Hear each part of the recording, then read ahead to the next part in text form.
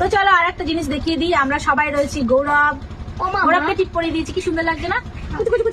আমার মাহির ড্রেসটা তো আগের ভিডিওতে দেখে নিয়েছো। এখন আমার ড্রেস দেখাতে আসলাম, পয়লা বৈশাখ উপলক্ষে আমি দুটো চুড়িদারের পিস নিয়েছি। পরে কথা বলি, সেটা না, তুমি বসেছো হয়তো ফেটে গেছে। দুটো চুড়িদারের পিস কিনেছি। এই চুড়িদারের পিস কিনে আমার কি পছন্দ হয়েছে, আমার দাদার দোকান থেকে কিনেছি, জ্যাঠার ছেলে ভোলাদা।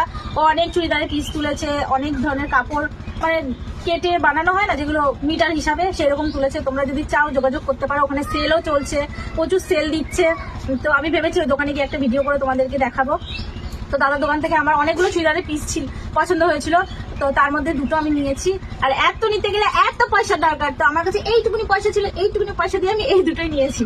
তো আমার পয়সা দিয়ে নিয়েছি। তো এই দেখো, এই একটা, এই যে ওড়না আছে, প্যান্ট আছে, সব আছে। আমি এখন বানাবো না, অনেক চুড়িদার আছে আমার, এই জন্য ভেবেছি বানাবো না। কয়েকটা পিস যখন পছন্দ হবে কিনে কিনে রেখে দেবো, অন্য সময় বানাবো। সবসময় তো সবার কাছে সবসময় টাকা থাকে না, তো যেই সময় থাকবে না সেই সময় যদি কাপড়ের মানে নতুন ড্রেসের প্রয়োজন হয়, এগুলো বানিয়ে নেবো। আর এই একটা, এই যে ওড়না প্যান্ট, তো কেমন হয়েছে জানাবে। এই দেখো, আমার তো ভীষণ পছন্দ হয়েছে। আমার এই ইয়েলোটার থেকে এইটা বেশি পছন্দ হয়েছে, কাপড়টাও বেশি ভালো। তো এই দুটোই নিয়েছি। তো চলো টাটা, গৌরব টাটা করো। গৌরব আজকে আমাদের বাড়ি থাকবে। Tata, bye bye, see you.